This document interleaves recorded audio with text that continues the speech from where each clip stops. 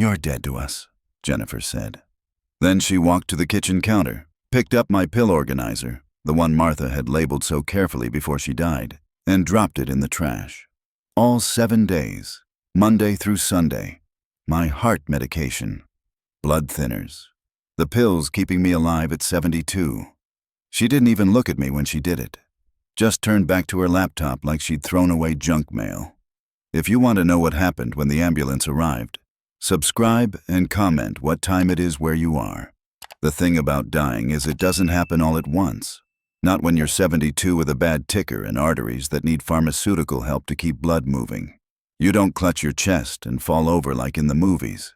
You just get tired, then more tired. Then your left arm starts feeling heavy. Then you're on the floor wondering if this is it, but I'm getting ahead of myself. 3 weeks before Jennifer threw away my medicine, I was still her father. Still got the Sunday calls. Still got invited to birthdays, though I noticed they'd moved the time up by an hour last year without telling me. Showed up at 3 like always and found cake already cut, presents already opened.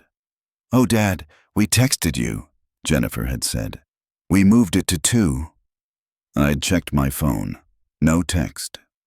"Must not have gone through," she'd said. Then, quieter, to her husband Derek. "He's getting confused." I wasn't confused. I was 71, and I knew how to read a damn phone. But that's how it started. The little comments. The looks between her and Derek when I'd repeat something. The way she'd started talking slower, like I was hard of hearing instead of just old. "Dad, do you remember where you put your insurance papers?" "Same place they've been for 40 years. Filing cabinet in the den. We should probably make copies, in case you forget." I hadn't forgotten anything, but Jennifer had decided I was forgetting. And once your kids decide you're declining, everything you do gets filtered through that lens. The house became the focus about 6 months ago. I was still living in the place Martha and I bought in 1985. 4-bedroom Cape Cod on Maple Street. Paid off the mortgage in 2003, worth about $380,000 now, according to the assessment that came in March. I knew because Jennifer had been there when I opened the mail. $380, she'd said, looking at the paper over my shoulder. "That's good equity, Dad." Not, "That's a nice home," or "You and Mom picked a great place." Equity. Like the house was a stock she was watching. Derek started showing up more after that. He worked in finance, something with portfolios and asset management that I never fully understood and didn't care to. Made good money. 6 figures. They lived in a newer development across town, one of those places where all the houses look the same and you need an HOA approval to paint your mailbox. Their mortgage was $4,200 a month. I knew because Jennifer had mentioned it once. "The property values are better over here," she'd said. Like that justified it. I'd paid $900 a month back in '85, had it paid off in 18 years. But Derek liked to talk about money, liked to explain investment strategies I hadn't asked about, liked to mention that keeping wealth tied up in property wasn't optimal for someone my age. "You're sitting on almost $400,000, he'd said one Sunday in May. "That could generate real returns if it was properly managed." "It's generating a place for me to live," I'd said. He'd smiled. That patient smile people use when they think you're not understanding something obvious. "Of course. I'm just saying there are options. Equity release, reverse mortgage, ways to access that value while still maintaining residence." "I don't need to access it. House is paid for." "Right. But think about it from an opportunity cost perspective." "Derek," Jennifer's voice had cut him off. "Dad's not interested." But she'd given him a look.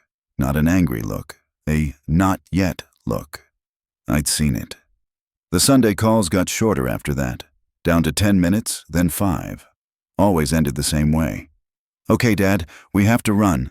Talk next week." Then one Sunday in August, they didn't call at all. I figured they were busy. Jennifer worked part-time as a dental hygienist. Derek had his finance job. They had their lives. I called on Wednesday to check in.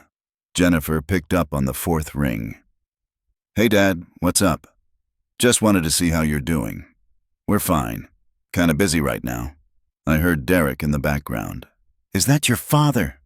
Yeah, I'll just be a sec. Tell him we'll call him this weekend. She didn't tell me that. She said, Dad, I have to go. We'll talk soon. Soon turned out to be 2 weeks. When they finally called, Jennifer had news. We've been thinking about your situation, she said. No hello, no how are you, straight to business. The house is getting to be a lot for you. House is fine. Dad, you're 72. The yard work alone. I hired Tommy from down the street. Kid does it for $40. Exactly.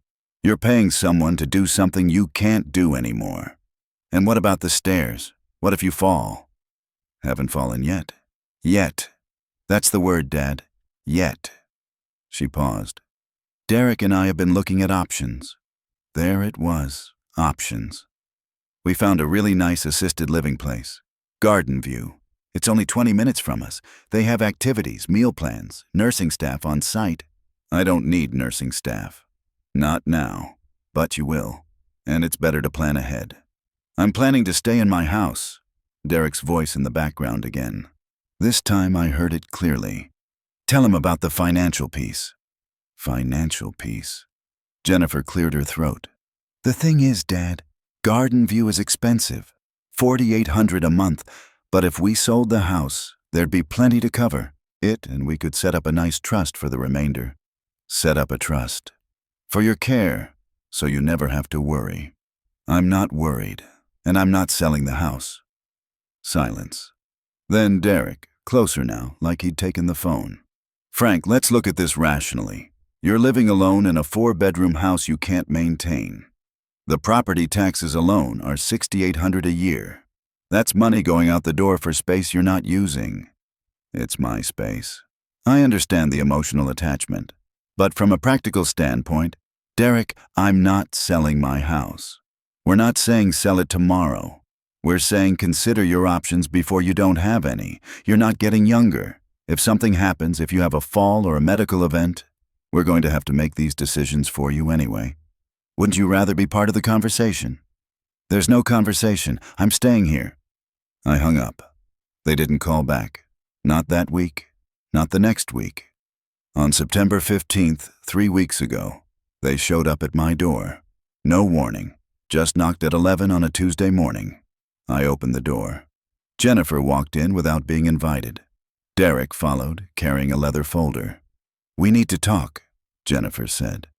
She sat at my kitchen table, the one Martha and I had refinished together in 1992. Oak with a cherry stain. Still solid.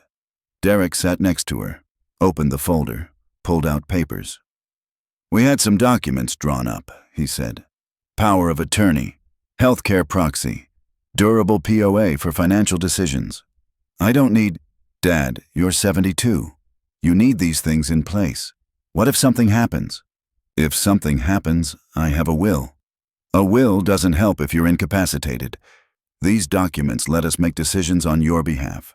Medical decisions, financial decisions. They protect you. I can make my own decisions. Jennifer leaned forward, used her soft voice, the one she used on nervous dental patients. Of course you can, right now. But Dad, we've noticed things. You're forgetting conversations. You're getting confused about times and dates. I'm not confused. You showed up an hour late to Emma's birthday last month. You changed the time and didn't tell me. We texted you. I never got a text. She exchanged a look with Derek. That look again. See? This is what we're talking about. You're missing messages, forgetting things. It's normal at your age, but it means we need to have these protections in place. I don't need protecting.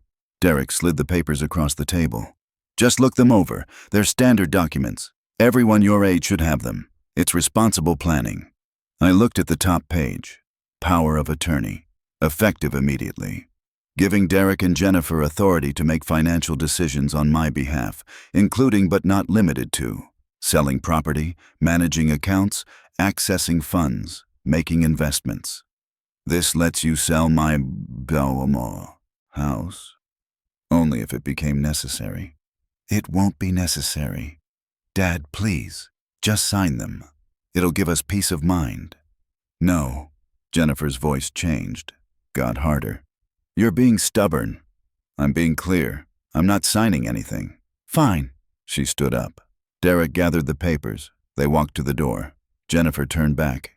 You know, Mom would want you to be practical about this. She'd want you to let us help. Using Martha like that, like a weapon. Your mother would want me to live in the house we built a life in, not get shoved into a home so you can liquidate the equity. Jennifer's face went red. That's not what this is about, isn't it? We're trying to help you. Then stop trying. They left. I sat at the kitchen table for a while after that. The house was quiet. Too quiet. Same kind of quiet it had been since Martha died 3 years ago. Some mornings I still set out 2 coffee cups instead of 1. That's when I started thinking about the money. Not the house. The other money. See, I'd been helping Jennifer since she'd moved into that fancy development. She'd call every few months, always started the same way. Dad, I hate to ask. But she asked. First time was the down payment. $63,000. Derek's credit had some issues from a failed business venture, and they needed help to qualify for the mortgage. I wrote the check. We'll pay you back, Jennifer had said. Once we're settled. That was 4 years ago. Then there was the car. Jennifer's Lexus lease was ending and she wanted to buy it out. $18,000. I transferred the money. It's such a good deal, Dad. These hold their value. Then, Derek's business opportunity. Some investment fund that needed capital. $25,000. Guaranteed returns, Frank, Derek had said. 12% annually. We'll cut you in on the profits. I never saw a dime back. The fund folded after 6 months. Then the medical bills. Emma needed braces. $3,800. Jackson needed speech therapy not covered by insurance. 60 visits at $140 each. $8,400. Then the property taxes on their place went up. Just a bridge loan, Dad. We'll have it back to you next month. $9,200. Then the roof. Then the HVACs. Then Emma's school trip to France. Then Jackson's hockey fees. I opened my banking app. Sat there at the kitchen table scrolling back through the transfers. The numbers glowed in the dark. $6,000 on May 3rd. Derek needed a new transmission. $4,200 on June 18th. Property taxes again. $1,200 on July 9th. Emergency vet bill, Dad. Max needs surgery. $3,000 on August 2nd. HOA dues came early and we're between paychecks. I scrolled back further. 1 year became 2. 2 became 3. 3 became 4. I added it up. $168,000. In 4 years. Not counting the smaller stuff, the grocery money, the gas money, the birthday checks, the Christmas checks, the "can you help with" texts that came every month. $168,000. And what did I get? Phone calls that got shorter every month. Invitations that came later and later. Birthdays I showed up to after they'd already cut the cake. I'd become an ATM that occasionally got invited to family events. When Jennifer remembered. And now they wanted the house. I sat there for a long time thinking about that. Then I called my lawyer. His name is Bill Morrison. We'd served together in Vietnam. He'd gone to law school on the GI Bill, opened a practice in town in 1979. Did my will after Martha died. Good man. Straight shooter. Bill, I need to talk to you about asset protection. What kind of assets, Frank? The kind my daughter wants to put her hands on. We met the next day. I brought bank statements, the transfer history, everything. Bill looked it over, whistled low. Jesus, Frank. $168,000 in 4 years, give or take. And she's pushing for power of attorney. Her and her husband. Brought papers to my house last week. Did you sign? No. Good. Don't. He leaned back in his chair. Here's the situation. If you sign POA, they can do whatever they want with your property. Sell the house, move the money, put you in a home. All legal, as long as they claim it's in your best interest. And if I don't sign, then they'd need a court order. Have to prove you're incompetent, get a judge to grant guardianship. Can they do that? They can try. Be expensive, take months. They'd need medical evidence, cognitive tests.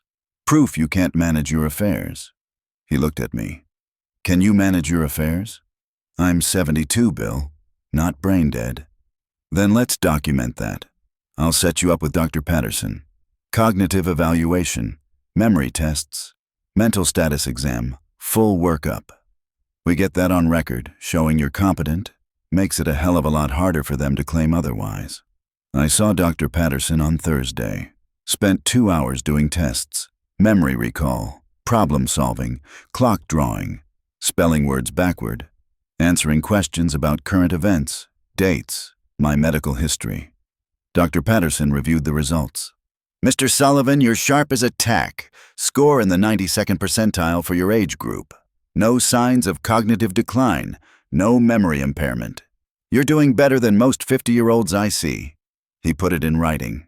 Dated, signed, notarized. I brought the document to Bill.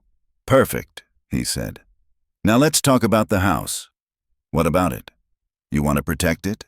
Yes. Then we need to get it out of your name. Can't take what you don't own.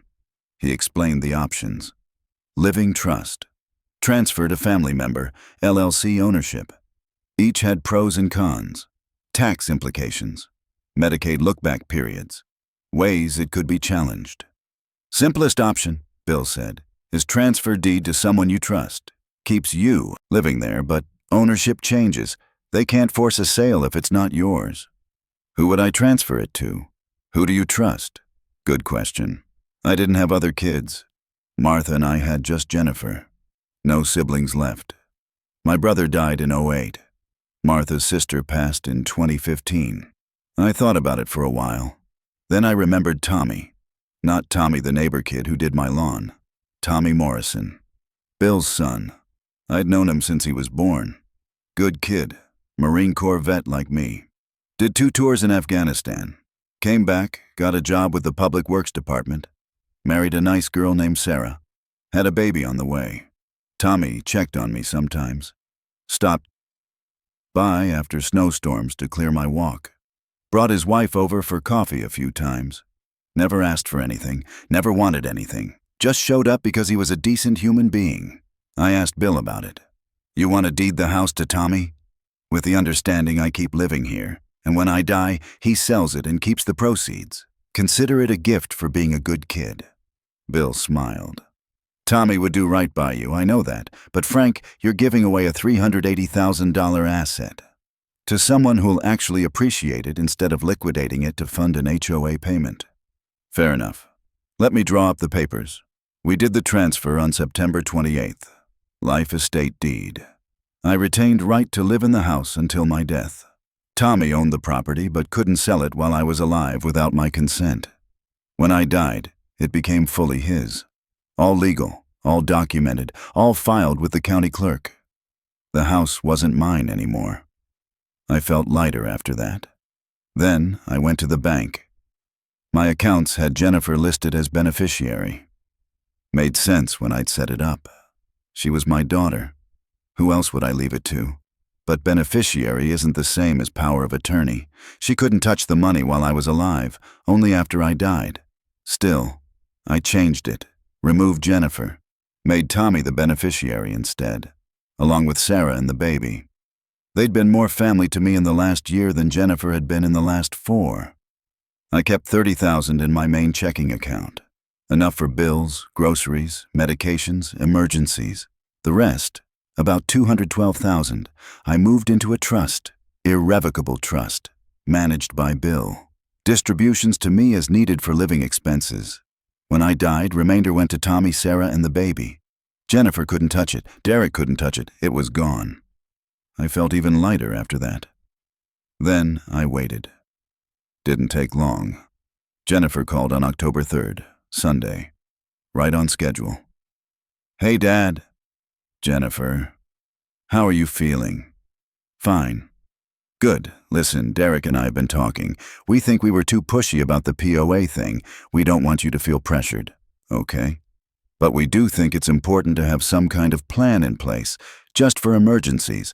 So we'd like to set up a meeting with our attorney, just to talk through options. Nothing formal. Would that be okay? No. Pause. Dad, we're trying to help. I know what you're trying to do. What does that mean? It means I'm fine. I don't need help. I don't need plans. I don't need your attorney. You're being unreasonable. I'm being clear. Fine. Be stubborn. But don't call us when something happens and you need help. I won't. She hung up. 2 days later, Derek showed up at my door.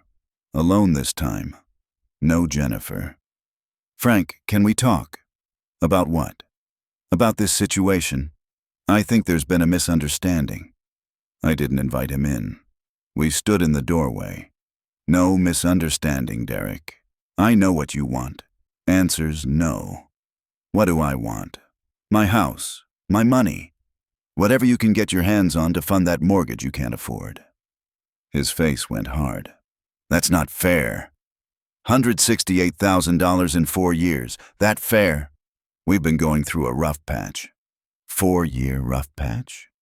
We've always intended to pay you back. When? He didn't answer that.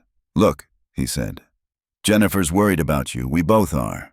You're isolated out here. You're not getting any younger. We want to make sure you're taken care of. I'm taken care of. Are you? You're living alone. No support system. What if you fall? What if you have a medical emergency? I have a phone. Frank, be serious. You're 72 years old, living in a 4-bedroom house you can't maintain. I can maintain it fine. The roof is 20 years old. The furnace is original to the house. The foundation has cracks in the basement. I've seen them. You're sitting on a money pit that's going to need major work in the next few years. Work you can't afford and can't manage. Then I'll manage it when the time comes. With what money? You're living on Social Security and a pension. My finances are none of your business. They are if you expect us to bail you out when things go south. There it was. I never asked you to bail me out. You asked me. 63 times in 4 years, by my count. Derek's jaw tightened. We asked for help. That's what families do. They help each other. Funny how the help only goes one direction. What's that supposed to mean? Means I never see a dime back. Never get a thank you that doesn't come with another request attached. Never get a visit that isn't about money or paperwork or what you need next. That's not true. When's the last time you came over just to check on me? No agenda, just to see how I'm doing. He didn't answer. That's what I thought. I started to close the door. Derek put his hand on it. Frank, wait. Let me be straight with you. Jennifer's afraid you're declining, making poor decisions. She thinks you're not competent to manage your affairs anymore. Based on what? Based on patterns she's seen. Memory issues, confusion about times and dates, difficulty with basic tasks. I don't have memory issues. You show up to things at the wrong time. You forget conversations. You're repeating yourself more. I show up when I'm told to show up. And I'm not repeating myself. You're not listening the first time. Frank, I'm trying to help you see this objectively. What I see objectively is you want my house. You've been eyeing it for months, talking about equity and asset management like it's a stock you're waiting to cash in. Now you're trying to paint me as incompetent so you can take control and sell it out from under me. Nobody's trying to take anything from you. Then why are you here? He was quiet for a moment. Then his tone changed, got colder. Jennifer's been patient. She's been kind. But there are legal options if you refuse to cooperate. Guardianship proceedings, competency hearings. If a judge decides you can't manage your own affairs, the court can appoint someone to do it for you. And that someone would probably be your next of kin. Is that a threat? It's information. Then here's some information for you. I saw a doctor last week, Dr. Patterson. Full cognitive evaluation. Scored in the 92nd percentile. Got the paperwork filed with my attorney. So if you want to try to prove I'm incompetent, good luck. Derek stared at me. You planned this. I protected myself. There's a difference. From what? From your own daughter? From people who see me as a bank account instead of a person. You're unbelievable. I'm done. Get off my porch, Derek. He left. I closed the door. Stood there listening to his car start, the tires crunching down the gravel drive. My hands were shaking, not from fear, from rage I'd been swallowing for months. I sat down at the kitchen table. The same table where Jennifer had pushed those POA papers at me. The same table where I'd had Sunday dinners with her and Martha when she was still a kid. Where I'd helped her with homework and played board games and listened to her talk about her day. When did she stop being my daughter and start being Derek's wife? When did I stop being her father and start being an asset to manage? I didn't call her. She didn't call me. A week went by. Then another. On October 16th, my phone rang. Jennifer, I answered.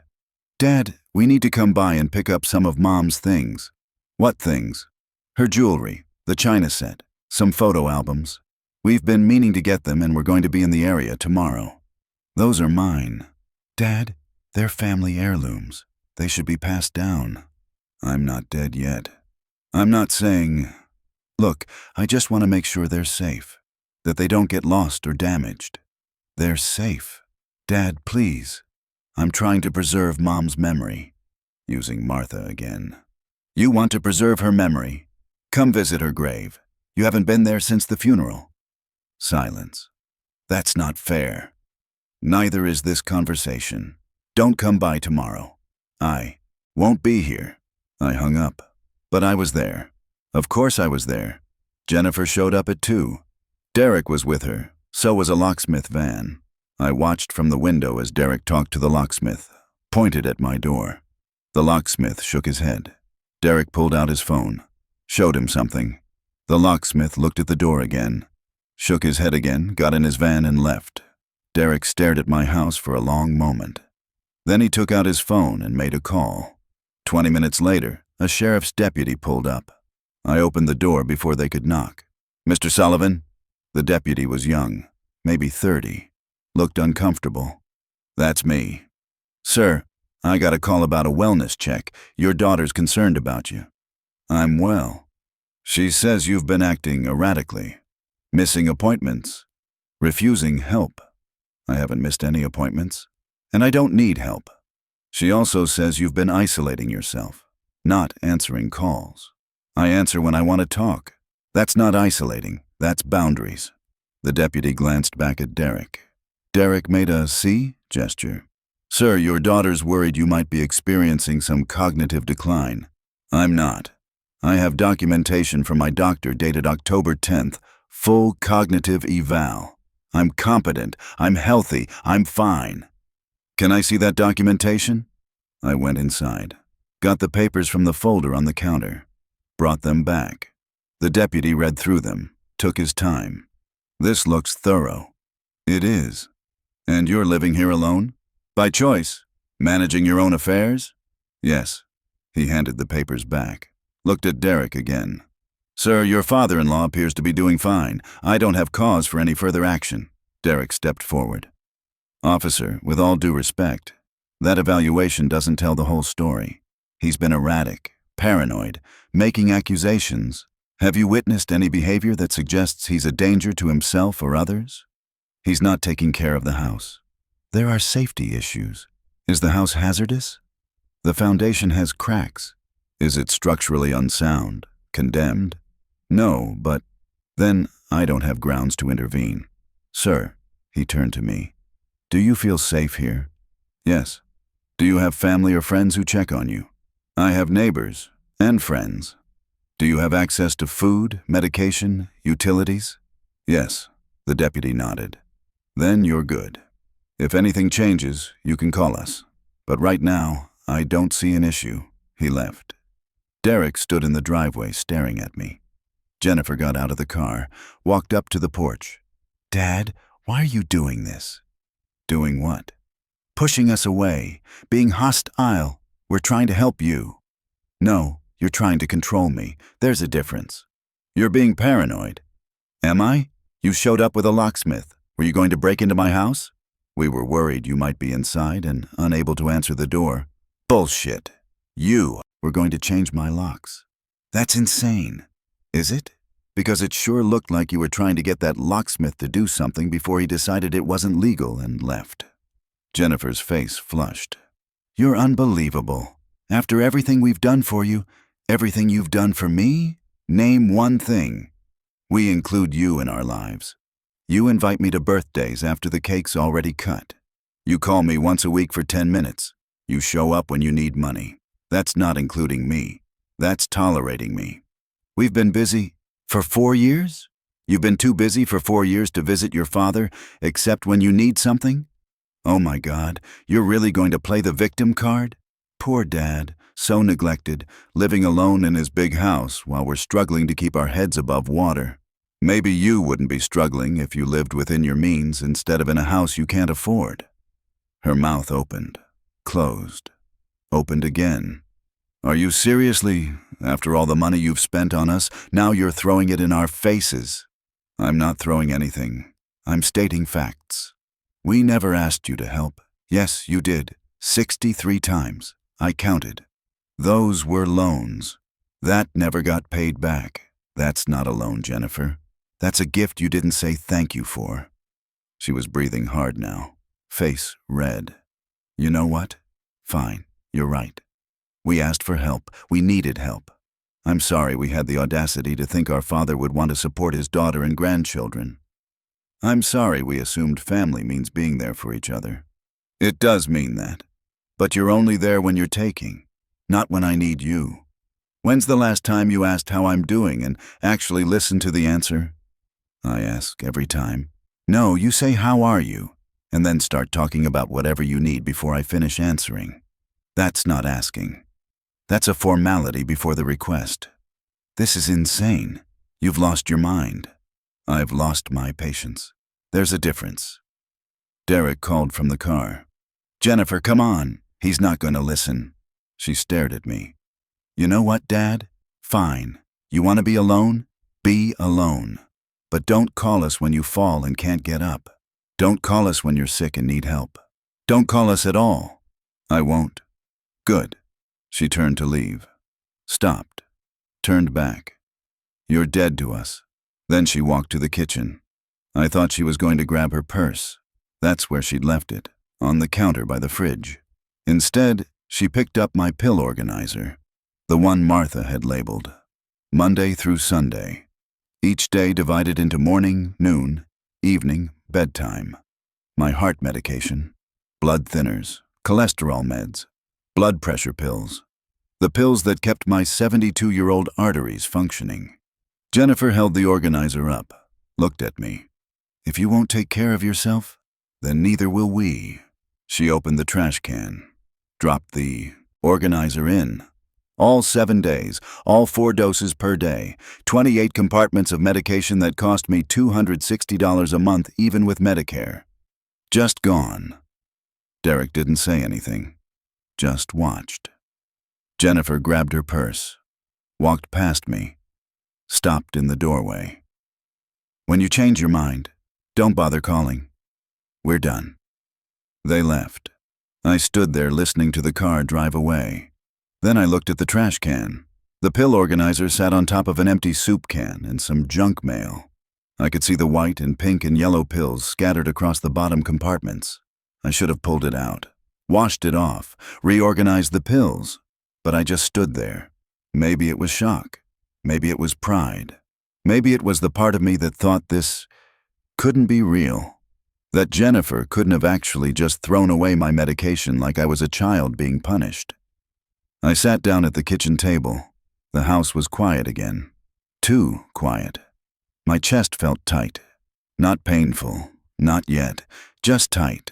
Like something was pressing against my ribs. I ignored it. Got up, made coffee, drank it standing at the counter. The tightness didn't go away. By evening, my left arm felt heavy. By 9, I was sweating. By 10, I was on the floor. I don't remember falling. Just remember being on the floor. Cold tile against my cheek. The kitchen light buzzing overhead. My phone was on the counter, 6 feet away. Might as well have been 6 miles. I tried to get up. My arms wouldn't hold me. This is it, I thought. This is how it ends.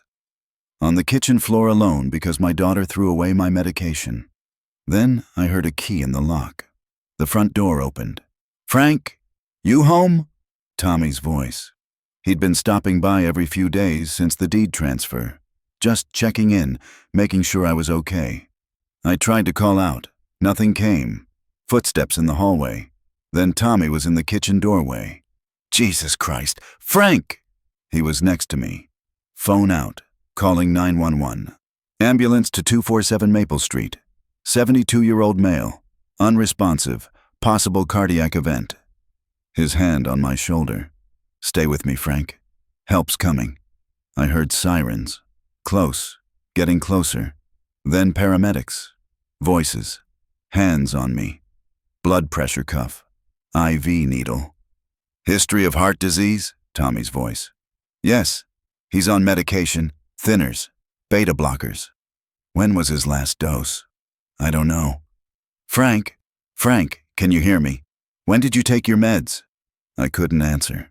They loaded me on a gurney. The ceiling passed overhead.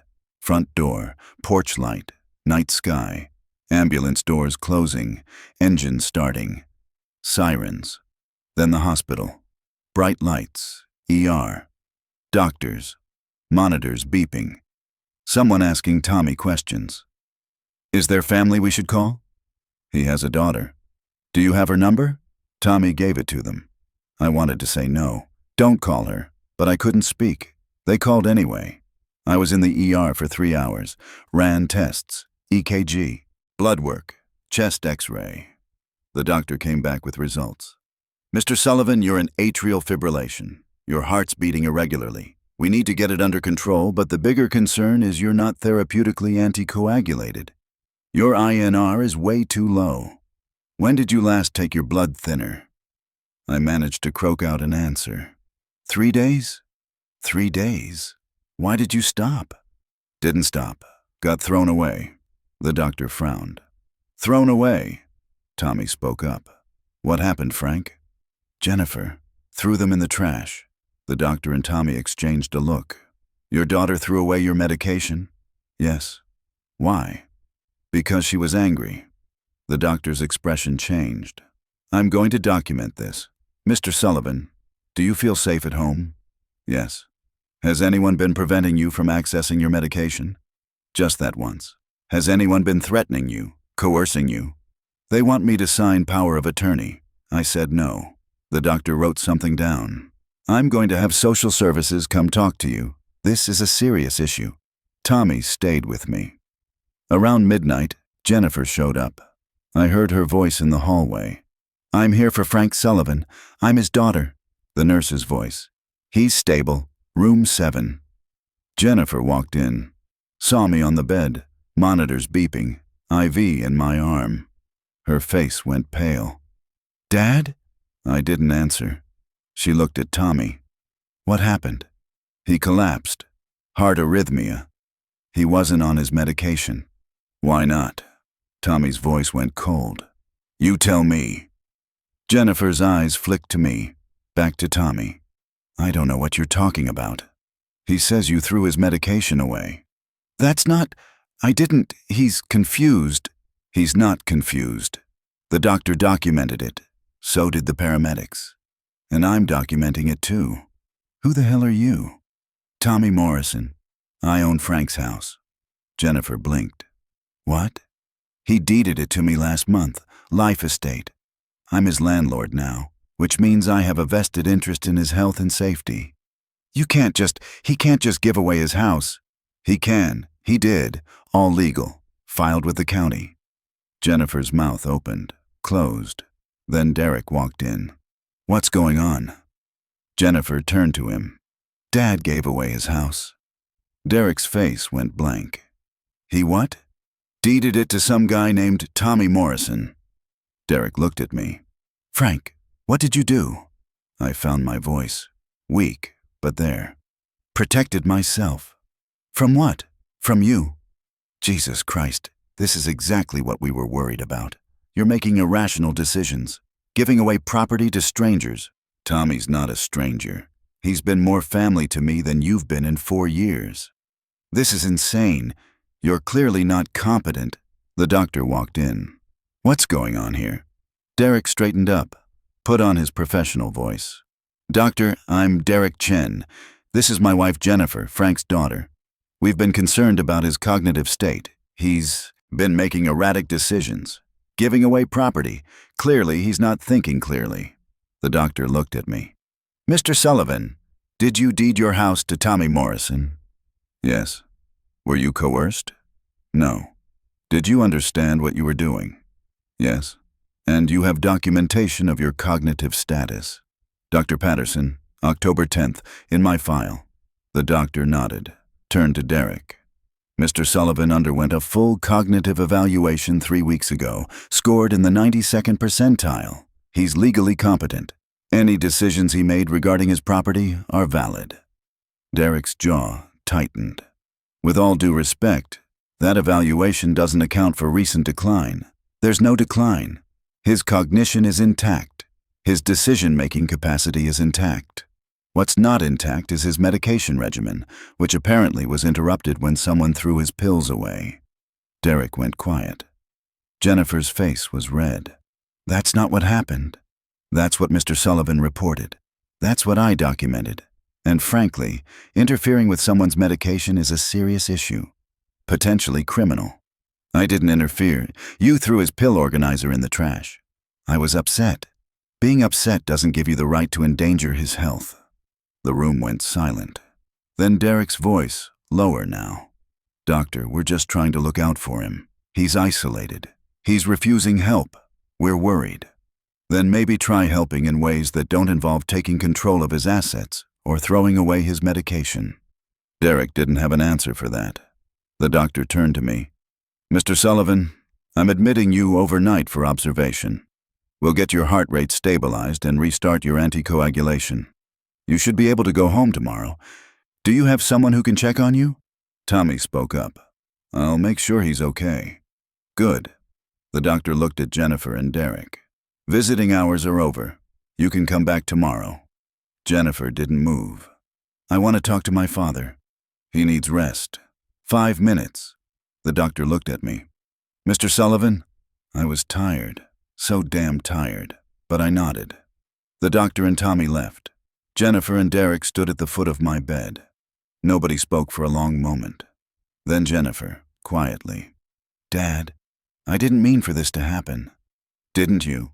I was angry. You didn't think I'd actually collapse. Or you didn't think you'd get caught.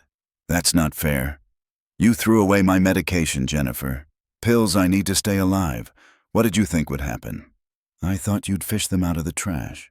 I thought you'd call me. I don't know what I thought. You thought I'd panic and realize I needed you. That I'd give in and sign whatever papers you wanted. That's what you thought. She didn't deny it. Derek stepped forward. Frank, we can work this out. You made some hasty decisions about the house, but that can be undone. No. You gave away a $380,000 asset to a stranger. To someone who gives a damn about me. That's not a stranger. That's more than I can say for you. This is ridiculous. You're going to throw away your daughter's inheritance over a fight? There's no inheritance. I spent it. On you. $168,000 in 4 years. The rest is in a trust. When I die, Tommy gets what's left. And the house. All of it. Jennifer's eyes went wide. You can't do that. Already did. I'll contest it. Go ahead. I'm competent. It's documented. You won't win. Derek's face was red now. This is what happens when you let old people make decisions without oversight. They get paranoid, vindictive. Start punishing family for imagined slights. Imagined? You tried to have me declared incompetent so you could take my house. That's not imagined. We were trying to help. You were trying to cash me out. There's a difference. Jennifer's voice cracked. Dad, please, don't do this. I already did. You're my father. Then act like I'm your father instead of an investment that's not paying dividends. Tears on her face now. That's not fair. You said I was dead to you, remember? Right before you threw away my pills. She didn't answer. Get out. Dad, I said get out. They left. Tommy came back in, sat in the chair next to my bed. You okay? Yeah. That was rough. Yeah. We sat in silence for a while. Then Tommy said, For what it's worth, you did the right thing.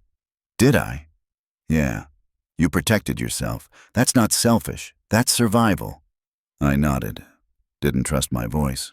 Sarah and I, we're going to make sure you're taken care of, not because of the house, because you're a good man who deserves better than what they were giving you. Something in my chest loosened. Not the tightness from the heart arrhythmia. Something else. I slept.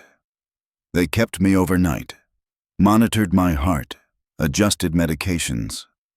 By noon the next day, I was stable enough to discharge. Tommy picked me up, drove me home, helped me inside. You need anything? I'm good.